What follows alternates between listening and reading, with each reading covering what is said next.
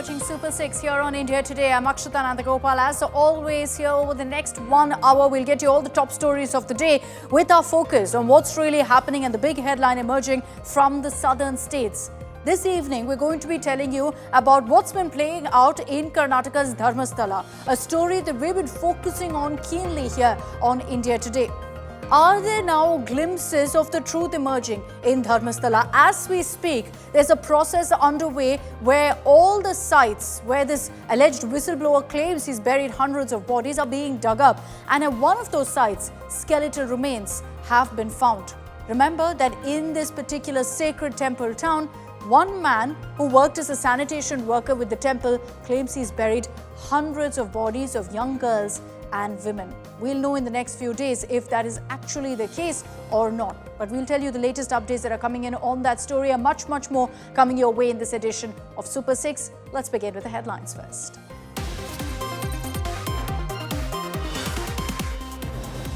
Day after 25% tariff plus penalty for India, Trump calls India's economy dead. Government's big reply in Parliament, Piyush Goyal sends across a very clear message.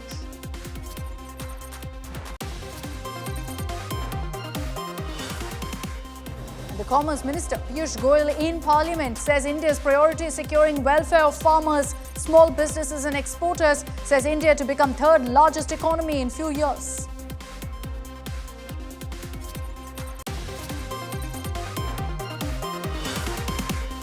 Rahul backs Trump's Indian economy dead rant, says Indian economy is dead.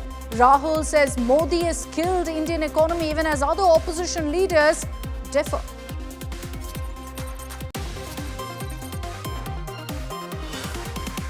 Seven accused acquitted in 2008 Malegaon blast case. UP's Saffron terror bogey Crumbles, former BJP MP Pragya Thakur, Colonel Purohit among those acquitted.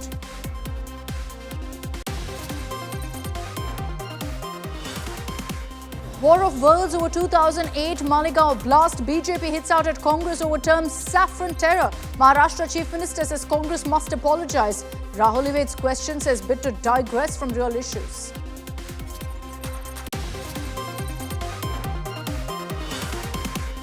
And after a Dalit techie was hacked to death in Tamil Nadu, DMK MP Kanimuri meets Kavan's family.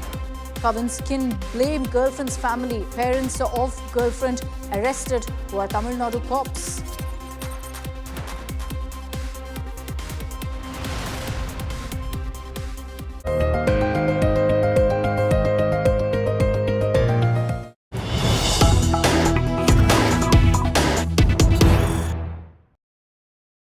And let's begin with the big breaking news that's coming in from Karnataka's Dharmastala, where right now an investigation is underway into claims made by a former sanitation worker that he, over the course of decades, had buried bodies of hundreds of girls and women. And in that investigation now, there's been a big breakthrough because of one of the sites that he identified as a burial spot. Human remains, skeletal remains have been found. The investigation is underway to ascertain exactly whose skeletal remains have been found. Partial remains at this point, so a wider area is being dug up to exhume any other bone skeletal remains that the officials can find. A forensics team is also at the spot. Dog squad is at the spot to go ahead and find any more skeletal remains in this point. Now, at this point, what police sources tell us is that the skeletal remains are likely that of a male. But detailed investigation only will reveal exactly what the skeletal remains are, who it belongs to, and importantly, if it belongs to anyone who is a victim of murder, of assault, as this alleged whistleblower says. I want to bring in Sagai Raj. He's joining us live from Dharmastala. So he's been tracking all the latest updates that have come in. Sagai, 15 spots that were essentially identified by the complainant, by the former sanitation worker, as the spots where he buried hundreds of bodies. They've reached the 6th site now, and that's where the first trace of skeletal remains have been found. Absolutely. He has identified 15 spots. Now they have shortlisted 13 spots. Out of 13 spots, yesterday the exhibition has happened at 5 spots and nothing was found in all those 5 spots. And today was the 6 spots. When they started in the morning around 11:30, they found a skeletal remains around 12:30. And you can see there. That is a place where the 6th spot is there, where they have put a green color top line because they found a skeletal remains. So in order to protect the place, in order to encroach of any kind of people in that particular place or destroy any evidences, they have covered the place. They're not allowing any trespassers there in that particular point. So as we speak now, the examination is happening, Panchnama is happening along with the digging laborers who are there, and they have kept all the skeletal remains in separate plastic boxes, and that plastic boxes have been kept in a biosafe cover, so that they can preserve that and take to the lab where they can go ahead and proceed with the forensic test done by all those experts. So a lot of work is being done. Remember, in 2 days they have completed 5 spots. First day was spot number 1 where they couldn't find anything, and second day they had completed spot number 2, 3, 4 and 5 and they couldn't find anything. Today they started with 6.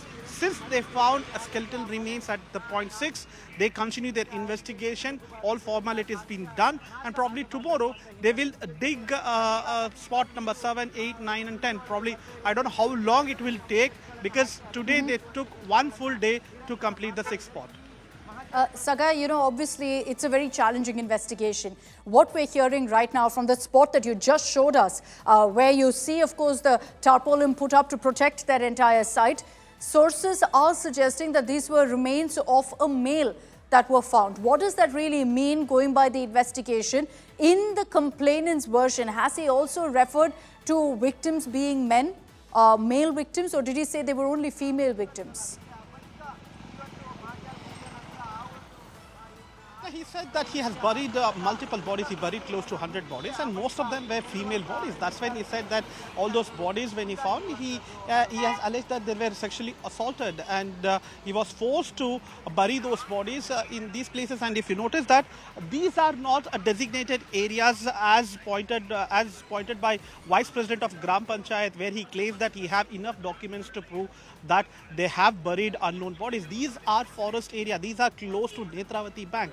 And this is not the place where you can go ahead and bury your bodies. That's what even the former sanitation worker has alleged, that he was being used by a few influential people of Dharmastala, where they forced him to go and dug these bodies and bury those bodies. And that is the reason he has identified only those places which is in a secluded area, in the forest area and close to Netravati river bank.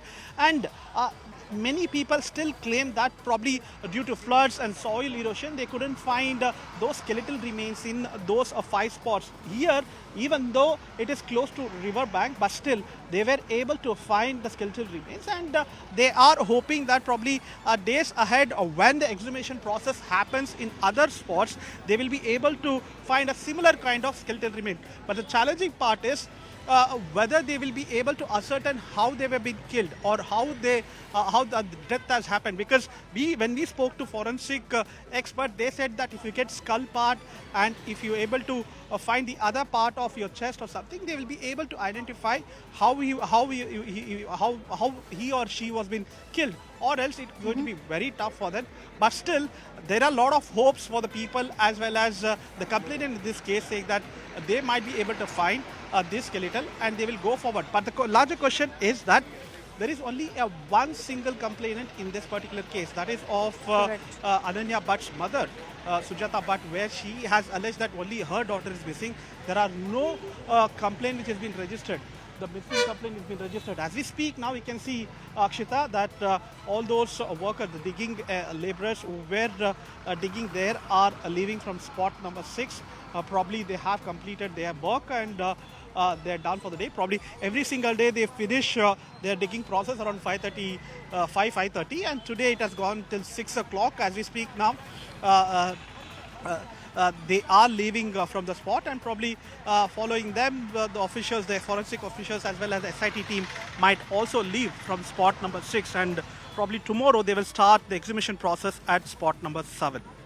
Okay, Sagai getting us that detailed update from the ground on what's exactly happening in Dharmastala, where you can see a lot of movement. The man there with his face covered with a black mask that we're showing you in that footage, he's the complainant, the alleged whistleblower, the former sanitation worker who claims that from 1995 to 2014, at the behest of influential people, he buried hundreds of bodies. He says largely girls and women who were sexually assaulted. So it's a sensational case with extremely disturbing allegations coming to the fore. In such a circumstance also, while exhumation continues, mind you, 5 spots have been already dug up. It's only at the 6th spot that they found skeletal remains. And that doesn't go to say that none of what he said is true. It's too early to ascertain that because of the fact that all of these sites are along the Netravati river. It's a very rainy area during the monsoon, a lot of soil erosion. So a lot of these remains could have been swept away by the gushing waters too. So it's something that authorities are also keeping in mind. But let me bring in on this broadcast Mrs. Sanjay Sahai, former IPS officer who is with us on this broadcast. We also have Dinesh Rao, forensic expert, with us. Mr. Sanjay Sahai, good evening. I'd like to begin with you first on how challenging an investigation this really is for authorities, sir. That something that dates back to over 10 years ago is something they're looking for hints and clues and evidence for now. See, first and foremost, the challenge is the scale. One is the time part of it, which I think ranges from 1995 to 2014. The second is the scale. And the third is the nature of scientific/forensic examination, which is required. So the part which one can be happy about or one can commend the government is that they have made a SIT team under a very accomplished leader. And there are lots of other members also who are basically up to the requirement of this particular case. The level of transparency and documentation, whatever we can see in the public domain, I think that is forthcoming. Forensic scientists with the investigative officers, and I think advocates also from the side of the complainant. And the complainant himself is there at each and every spot. 2 days back, they were able to identify 13 spots. And there is another special spot which the complainant says that there are a large number of bodies or skeletal remains which could be found.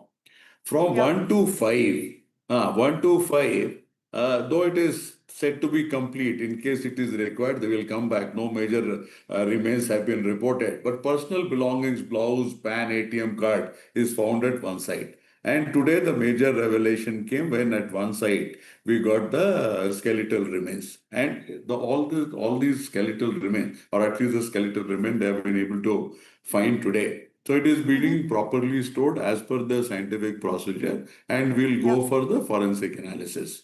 As we move further, the Forensic Science Laboratory or the Karnataka Forensic Science Laboratory will be able to help to a considerable degree, but there is also a requirement that there should be support systems which should come from the national agencies, Central Forensic Science Laboratory. And here there are very specialized areas in anthropology, in archaeology, in pathology, which will be required, plus very complex DNA, fingerprinting and DNA analysis will be required. So broadly, there is a need for might be a local forensic science laboratory only rather than transporting all this to variety of places and getting reports and things of that nature. So currently, I think the way this particular investigation is going, it's on the right track. Might be more of forensic support is required as more of skeletons or skeletal remains are found. But as of now, this is where we are. So they're moving in the right direction. Okay, Mr. Sahai, I request you to stay with us because you did say that a lot hinges upon also the forensics investigation in this particular case. We have Mr. Dinesh Rao, also forensics expert, with us. Mr. Rao, skeletal remains being found today. The police at this point, and sources tell us that these are partial remains of a male skeleton. But tell us really what happens next. How does the forensic sciences team take things forward now?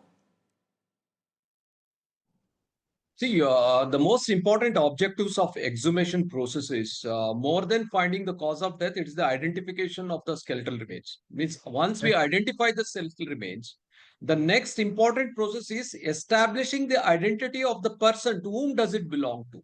So this is the most important objectives of exhumation besides the cause of death. So once these bones are recovered, depending on the examination of the bones, the age of the person, the sex of the person, the height of the person, and the DNA samples will be taken out, and a profile will be built about the so-called skeletal remains profile to establish the identity.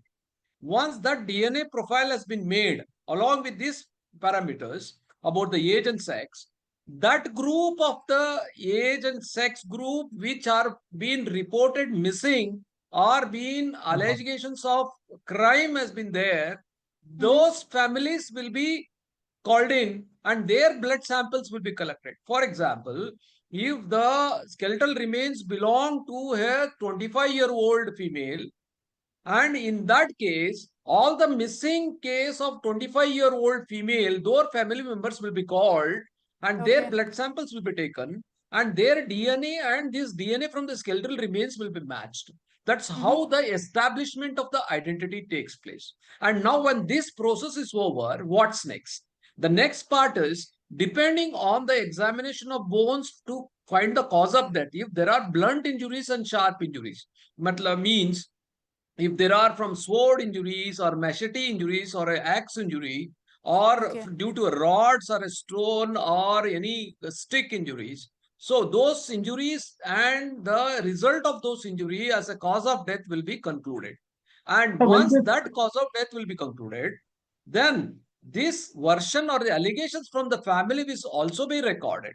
But other deterrent factors or so-called errors which may happen in this is especially if the family alleges that the possibility of sexual assault, absolutely that cannot be confirmed at this stage after 15-20 years on skeletal Okay. remains. Even hanging and strangulation and throttling, that cannot be also be confirmed because they're all soft tissue Okay, that's related important. injuries which cannot be confirmed on the by the bone But examination.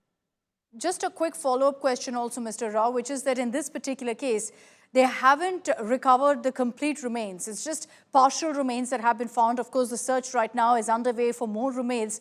But with just partial remains, can you actually take forward the investigation and find what you need to find?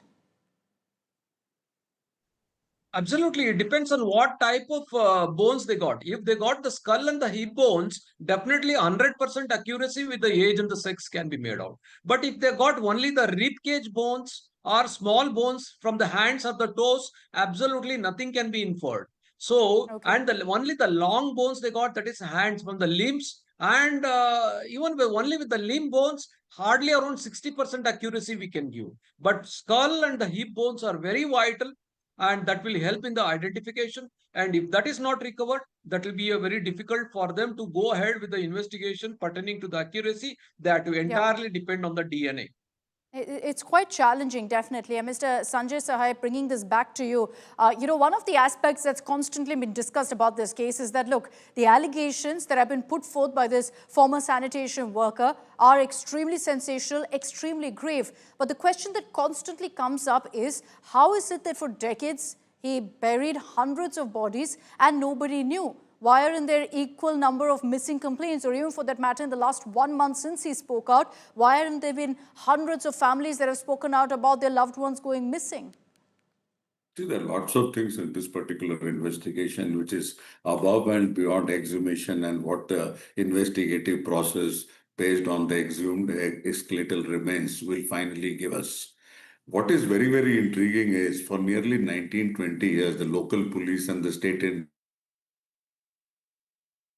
operates in that area did not get a whiff of whatever has happened in case we go completely by the sanitation workers description or narrative. The second point is he has been burying in non-designated areas. When non-designated areas, once or twice, if it is used for purposes of criminal nature, it's somehow it can be handled or it can escape oversight. But in case if it is happening on a regular basis, there will be some informer, there will be somebody, might be an activist, somebody will bring this to light. So it is certainly very, very intriguing. And the most important part is he talks about sexual assault. And most of these bodies which he has buried, he talks about women, young girls who have gone through sexual assault. And we also have a database of missing people or unidentified dead bodies. Now that data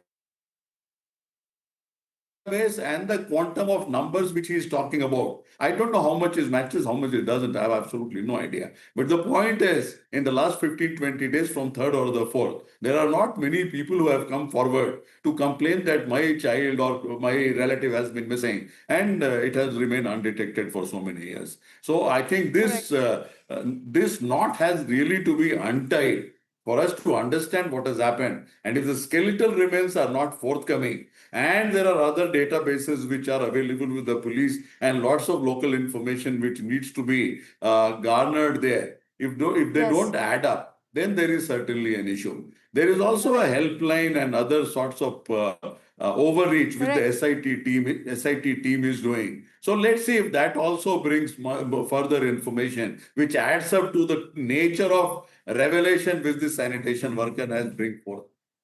You know, we just hope that when this investigation ends, there's closure. Whichever way it is, there's closure. Because looking at the fact that there's a delay in the investigation, and what I mean by that is, 10 years on, this entire issue has come to the fore, these allegations have come to the fore. There are challenges, of course, in ensuring a complete 360-degree investigation, and we hope because of that, there are no questions left for people to answer, and that this gets complete closure, and there are full details that emerge of exactly what happened, whichever way it is. Mr. Sahai, Mr. Dinesh Rao, thank you very much for your time and for joining us here on India Today. I want to play out for our viewers once again of what we have on record from the alleged whistleblower in this case, the former sanitation worker who says that from 1995 to 2014, he buried the bodies of hundreds of little girls, of women who he claims was sexually assaulted. All of this, he says, was done at the behest of very influential people who he hasn't named. Here's a look at exactly what he said in his complaint to the police.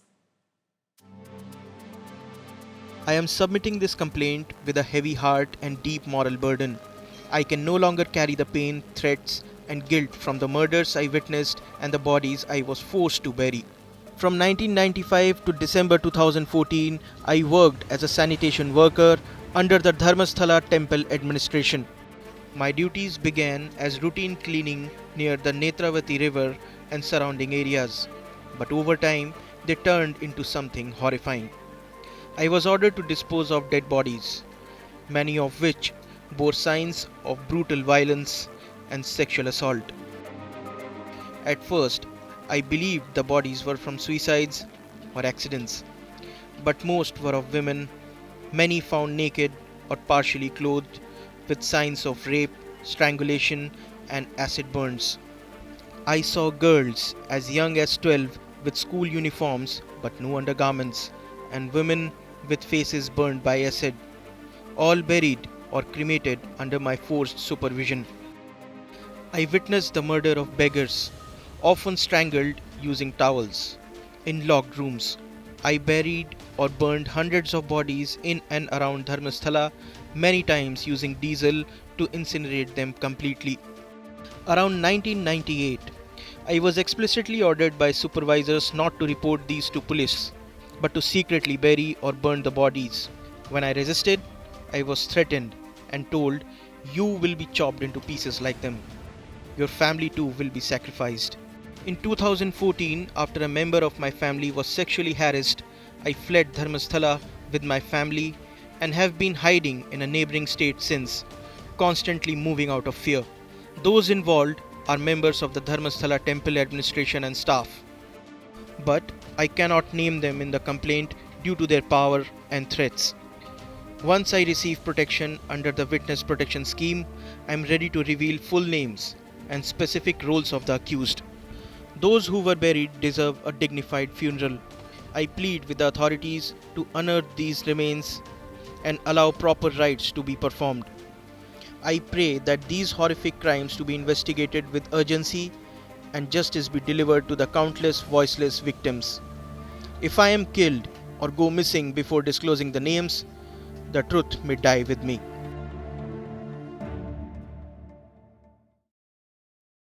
We're going to continue tracking very, very closely what emerges from the investigation in Dharmastala, because this is a story you heard first here on India Today, and we will contain a sustained coverage on this. Let's move on now to news from Tamil Nadu. Months away from an election, all political parties seem to be wooing one man, Talapati Vijay. The latest in that list is Panneerselvam. He's today cut off all ties with the NDA. Interestingly, he's done that right after he met with Chief Minister Stalin during Chief Minister Stalin's morning walk. And when asked about what exactly his next political plan is about a possible alliance with TVK, Vijay's party, the Tamaraga Vetri Karagam, OPS kept it open-ended. He said time will tell, a final decision will be made closer to the assembly polls. Is this the first indication then that we're looking at of really an alliance building up in favor of TVK? There are a lot of questions being asked right now on why OPS. You wouldn't really deem him as an influential figure right now in Tamil Nadu. But having said that, why exactly he took that decision of quitting the NDA and right after meeting with Chief Minister Stalin? But he hasn't ruled out an alliance just yet with the TVK. And on the other hand, BJP is constantly giving out feelers to Vijay. The newly appointed Tamil Nadu BJP Vice President Khushbu Sundar, speaking to India Today, has offered to Vijay, saying, come, join hands with us, join the alliance against the DMK. She's called it the anti-DMK bloc that everyone can come together for. This comes after Vijay made it clear previously that there's no question of any sort of alliance, and has reiterated just 2 days ago that what we're going to see in 2026, according to him, will be a repeat of 1967, 1977, essentially suggesting that an MGR-like victory awaits him. இரண்டு மிகப்பெரிய தேர்தல்கள் நான் சொல்றது 1967 and 1977 அது மாதிரி 2026 அமைய போகுது.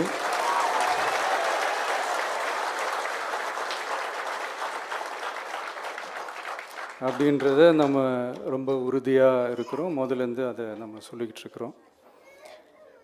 அந்த இரண்டு மாபெரும் தேர்தல்களில் ஆல்ரெடி தொடர்ந்து வின் பண்ணிகிட்டு இருந்தவங்களோட அதிகார பலம், அசுர பலம் எல்லாத்தையும் எதிர்த்து நின்று தான் புதுசாக வந்தவங்க ஜெயிச்சிருக்கிறாங்க.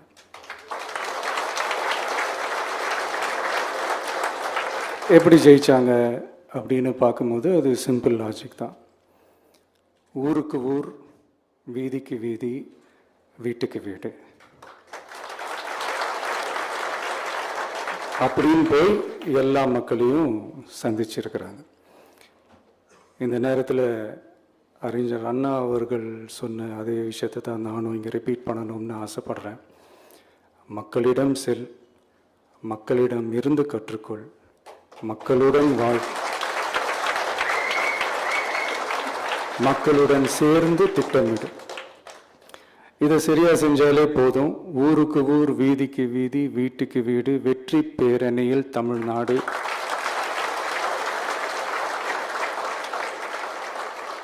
அப்படின்ற அந்த கான்செப்டில் எல்லா குடும்பங்களையும் ஒன்றா சேர்த்து, உறுப்பினர்களாக சேர்த்து நம்மளால் கண்டிப்பாக ஜெயிக்க முடியும். For a long time now, your senior party leaders, be it the high command or be it the state leaders, they've been trying to woo actor Vijay to try and bring in an alliance with TVK and BJP. Given the fact that you've also had a long-standing relationship with him, will you also try and bring actor Vijay in alliance with BJP? Would that be an effort from your end? There's a very simple message to Vijay. Knowing him, I know him, and I always treated him like my younger brother. Yes. See, your idea is to defeat DMK. And when you want to defeat DMK, I think we all need to come together, because when you know the wrongdoings, you know the kind of the government failure of DMK in Tamil Nadu, and you have been so vehemently speaking against them and attacking them. So I think it would be a very wise decision if TVK join hands with BJP and AIDMK. Okay, let's bring in Anaga Keshav, who's joining us live from Chennai with the latest updates on this. Anaga, everyone's asking which way TVK will go, who will be their ally. And amid that, it seems like there's a new entrant in O. Panneerselvam. Of course, there's still a lot of speculation on exactly what his political decision or what his political move is going to be. But he's definitely keeping the door open for Vijay. Well, that's right, Akshita. In fact, when he was asked a question today about whether he, whether he's thinking of joining the TVK party, he said that there is still time for elections and all decisions pertaining to any alliance with any party will be taken closer to the election date. However, he exited the BJP-led NDA after a diplomatic snub that he faced when Prime Minister Modi was here in Tamil Nadu during his visit to Gangaikonda Cholapuram. He had written a letter to Prime Minister requesting for his time, but he was denied a meeting with Prime Minister. Soon after, he rebelled against the NDA, sent out a public criticism against the centre for denying funds to the state under Samagraha Shiksha. And soon after that, today, he held a meeting. This morning, he also met with Chief Minister Stalin. After that, he held a meeting with his supporters, after which a formal announcement was made by his long-term political ally, Pandruti S. Ramachandran, who is also a former minister, saying that the OPS faction will be breaking away from the NDA alliance that's led by BJP. So at this point, he has kept his options open-ended. For now, OPS has not sided with any one political party, but in the future, TVK is very, very much on his cards. Because remember, TVK is also open for an alliance, and so is O. Panneerselvam. So it's quite likely that the two might forge an alliance, but only when we are inching closer to the election date will we really know if these two, tall leaders will really forge an alliance or not. Okay, Anaga, thanks for those details. But let's be clear right now that Vijay, when asked about whether he's for an alliance, has said not really. And here's what we make of that particular decision. Vijay said no question of an alliance. The TVK will go ahead and fight this election on its own. And for now, there's no question of a tie-up. What are the pros and cons of such a decision? The first is, of course, for Vijay going ahead and saying that there's going to be no alliance. It's him saying that we are the alternative to the Dravidian parties. He said no question to the DMK, no to the AIA-DMK as well for now, because the AIA-DMK is in a tie-up with the BJP. So he's cementing that position of being an alternative for anyone who's fed up with the current options. But the challenge with that also is that he is a newcomer, an entrant into politics, which has been dominated by two figures who've been there in Tamil Nadu for decades now. So not enough presence on the ground, particularly booth presence, which is what it all comes down to at the end of the day for a political party in an election. But also with Vijay choosing not to be a part of an alliance, one of the biggest factors perhaps that's driven him towards that decision is that there's no place for any confusion over exactly who will be the chief minister. Some reports did suggest that he was in talks with the AIA-DMK. They were offering him the deputy CM role. He said, nothing doing, I want to be the chief minister. So now there's no question of haggling or bargaining on that. But also another con that we spoke of is that now it's all on him to ensure maximum groundwork, to ensure he reaches all parts of Tamil Nadu. So lack of time for adequate groundwork as well. He also, a pro here that we're talking about with regards to no alliance, is that there's no compromise on his own principles. He can choose what exactly his ideology is, what his stand is on different issues without any sort of compulsions because of an alliance. As far as cons go, it significantly cuts down chances of a win because of the fact that, look, it's Vijay against two Dravidian giants in Tamil Nadu. But what are the options for Thalapathy Vijay? If he was open to an alliance, what really can he consider doing? First, to join the AIA-DMK-BJP alliance. The messaging has been very clear. The AIA-DMK, the BJP, both have said our doors are open, constantly, openly invited Vijay, but he said no, I will not join an alliance that has the BJP. So if he does this, if he chooses to join the AIA-DMK-BJP, he'll be following what we refer to as the Pawan Kalyan formula, which is what Pawan Kalyan did in Andhra Pradesh. TDP, Janasena, BJP came together, swept the elections in Andhra Pradesh. The second option that Vijay has is to go ahead and join hands with the AIA-DMK. Remember, he's never criticized the AIA-DMK. He's always reserved his criticism for the BJP. So ideally, what he seems to be indicating is that he's okay with an alliance with the BJP, with the AIADMK, simply not the BJP. So if he can perhaps succeed in cutting off the AIADMK-BJP alliance, he still has that option of tying up with EPS, with AIADMK. Option number 3 is to create a third front. Definitely seems like Vijay is leaning more towards this option because he's looking perhaps at getting smaller regional parties together, which then he will be the face of, and then again boosts that narrative of being an alternative to the current political parties out there, to the current political options. Now, amid all of this, the question that's always asked is who will be dented, affected the most by Vijay's political entry? Constantly fingers are pointed at the Dravida Munnetra Kazhagam. What does the DMK think? Will Vijay be a factor in the upcoming elections? Listen in to DMK MP A. Raja. Let him take, but he is not MJR. That is I'm telling. He may take MJR's path, but he is not MJR. That is why he's telling MJR is MLA of DMK, MLC of DMK, then elevated to the treasurer level, third in position, leader, general secretary, third in command. A man third in command with the cinema support, he splitted the party. Yes, I do admit, but you are not MJR.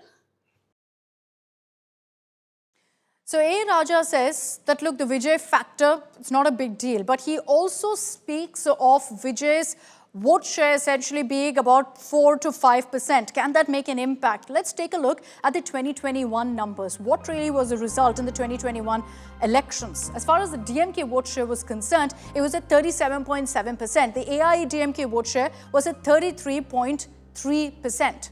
The difference essentially between the two is about 4%. So if Vijay gets that number or more, it could actually prove to be a deciding factor. He could play very, very successfully the role of a vote cutter. If this is the case, 4%, 5% may not seem like much, but in a close election between the DMK and the AIADMK, that will prove to be a huge, huge difference. He could even be the kingmaker. Who knows how really it could turn out. But I'll bring back Anaga on this broadcast for more on this. You look at that particular very interesting number, Anaga, of the vote share of 2021. When you compare what the DMK and AIADMK actually managed to get, the difference in seats, of course, was huge, but in vote share, just about 4%. The DMK says that's what Vijay will get. If that's really the case, it will prove to be a decisive number because in a state like Tamil Nadu, it could go down to the wire. Well, you know, when we talk about the TVK vote bank, it's primarily the younger women who side with Vijay. Women and men below the age of 35. When we have done our groundwork, what we have realized is that women and men alike who are aged below 35, they want to vote for TVK. But when we do look at people who are well above 35 years of age, they either side with DMK or with ADMK. But when we do delve deeper into DMK's vote bank, we realize that it's primarily the minorities, Muslims, Christians, Dalits also. Of course, Dalit vote bank is split between DMK and VCK. Now that VCK has sided with DMK, it will obviously go to DMK only. So it's VCK, the minorities, and even people from the most backward classes. All of them, scheduled caste and scheduled tribe, they very, very strongly side with DMK, with of course an offshoot coming in for the ADMK. But now that TVK's Vijay has also stepped in, a lot of younger generation, Akshita, they do side with Vijay. You know, when we speak to families, although the mother and father, they might either be with DMK and ADMK, the child, the younger child who's above 18 years of age, they say that they want to vote for TVK's Vijay. So, of course, his charisma is working out among the younger generation, the younger population, particularly women who are aged below 35 years of age. So, what I'm guessing is that that is going to be the X factor in this elections. Women and men who are aged less than 35, and particularly younger women, most of them, they side with TVK's Vijay. Interesting. It's going to be an interesting election. There's no doubt about that, and a decisive one for sure for Vijay as well. Thanks very much, Anaga, for joining us with all of those details. Let's get you now a detailed report on exactly what happened today in Mumbai, where after 2008, in which, of course, there was a blast in Malegaon, and over 7 people were found accused, including Sadhvi Pragya Singh Thakur and also Lieutenant Colonel Prasad Purohit. Now, an NIA court in Mumbai has acquitted all 7 accused in the case. The judgment comes after nearly 17 years since the attack was carried out. in a Muslim-dominated area of Malegaon.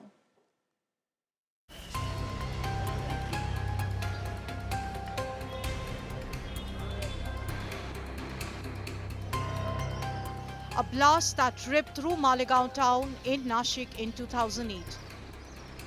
The blast spot was not very far from a local mosque. 6 lives were snuffed out and hundreds were injured. 7 key accused, Pragya Thakur and Lieutenant Colonel Prasad Purohit, Major Ramesh Upadhyay, Sudhakar Chaturvedi, Sameer Kulkarni, Ajay Rahirkar, Sudhakar Dwivedi was slapped with serious charges of terrorism and murder. The case was portrayed as an example of Hindu terror under the then Congress-led UPA government, a charge bitterly opposed by the accused and their families. At this point of time, 9 years you were in jail. Have you missed the boat on your promotion? Have you been fixed? What is the road ahead? Nothing I can say about this. I am just happy in the army, that's it. Now, after 17 years of legal twists and turns, an NIA court has acquitted all the 7 accused. Citing virtually no proof against the accused, the court pointed to failure of probe agencies in proving that Colonel Purohit brought the RDX used in the attack or assembled the bomb. Court also noted that there was no concrete evidence that the vehicle used for the blast belonged to Pragya Singh Thakur. The court said that terror has no religion and strong narratives were never backed by proof. All the acquitted accused hailed the verdict. Sadhvi Pragya Singh Thakur, a former BJP MP, broke down in court, citing plot to malign Hinduism. Purohit called himself a brave soldier and a true patriot who was wronged by the powerful political class. I am extremely grateful to the country and all those who stood by me and by us. I am grateful to the judiciary, all my friends, my colleagues, especially the armed forces, my army, the way they stood by me. I have no words to express my gratitude towards all of them. Malais are over, should not be there. Let's be forward looking. ये फैसला है, न्याय नहीं है. ये न्याय नहीं है. जब तक जो दोषी है इसके, जो इन्होंने केस को फ्रेम किया है, जब तक वो कन्फर्म नहीं आएंगे, तब तक न्याय नहीं माना जाएगा. ये भगवा को आतंकवाद करने की साजिश थी. एक तरह से भगवा की जीत हुई है, भगवा की विजय हुई है. However, families of the victims are not satisfied with the verdict and are seeking justice in High Court. आज का जो हाई कोर्ट ने जो फैसला दिया है वो हमारे हक में नहीं है. हम उसको नहीं मानते हुए आगे हमारे फैसले के लिए और इंसाफ के लिए हम सुप्रीम कोर्ट पहुंचेंगे. While the acquitted say the witch hunt against them is finally over, has the verdict demolished the much controversial Saffron terror formula floated 17 years ago? With Mustafa Sheikh, Devyesh Singh and Vidya, Bureau Report, India Today.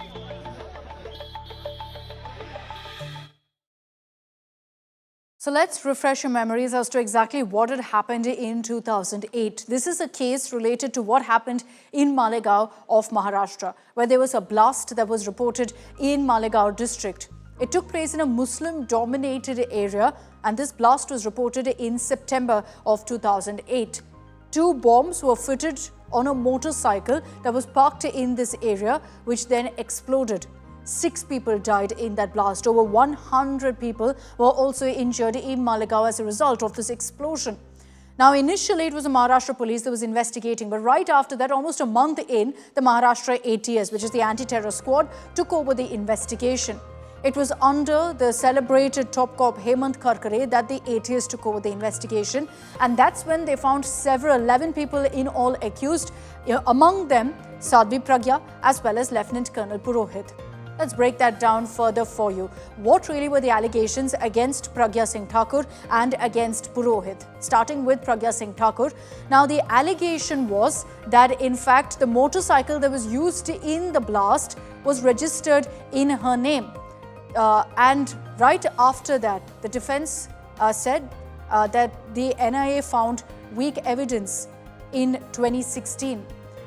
The charge was also that linked absconders were in fact at this point out. The defense said that this was an alleged political conspiracy and denied all possible links.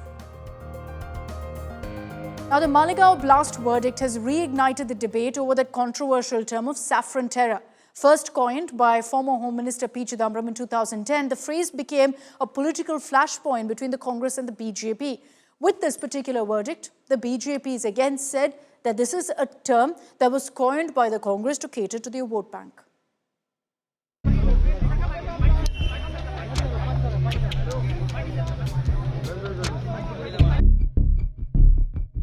Malegaon case verdict has brought the focus back on the controversial term saffron terror.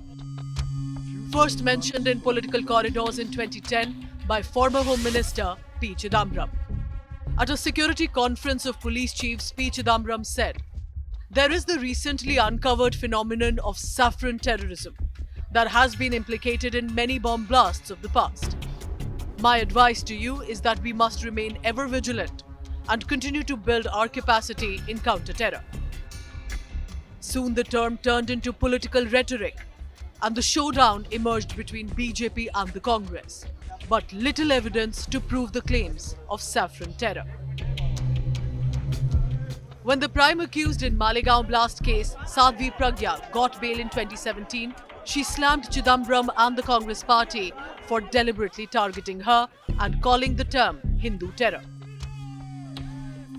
UPA सरकार का, कांग्रेस सरकार का जो 2008 में एक बहुत बड़ा षड्यंत्र था, उस षड्यंत्र रूपी काले सागर से संघर्ष करते हुए एक बहुत बड़ा अन्याय का इतिहास रचकर मैं आज कारागृह के बंधन से अर्ध मुक्त हुई हूँ. By 2010, the theory gained further ground as the 2007 Samjhauta train blast accused went to trial. Initial investigation against Abhinav Bharat, a so-called Hindu right-wing group, did not stand ground. Initial statements by Swami Asimanand later retracted but became the highlight to brand the blast as Hindu terror. The NIA Special Court ultimately acquitted all the four accused due to insufficient evidence to prove the conspiracy. In 2010, veteran Congress leader Vijay stirred a hornet's nest, claiming Maharashtra ATS chief Hemant Karkare was being threatened by Hindu extremists, suggesting that his death in Mumbai terror attacks was possibly linked. Same year, Digvijay Singh also backed the release of a book blaming the RSS for the 26/11 attack.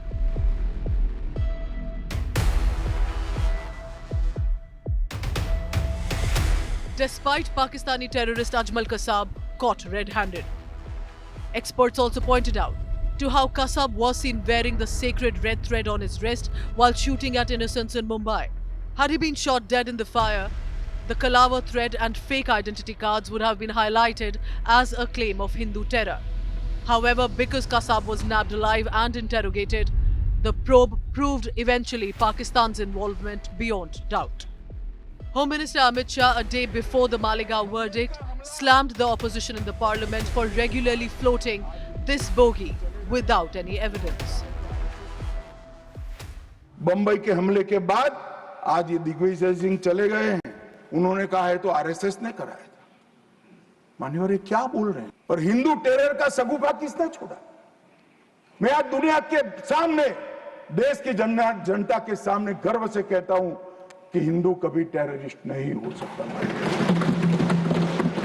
सिर्फ आपकी छिछोरी राजनीति के लिए, क्षुल्लक फायदे के लिए, और फिर क्या कर लिया? फिर भी हार गए.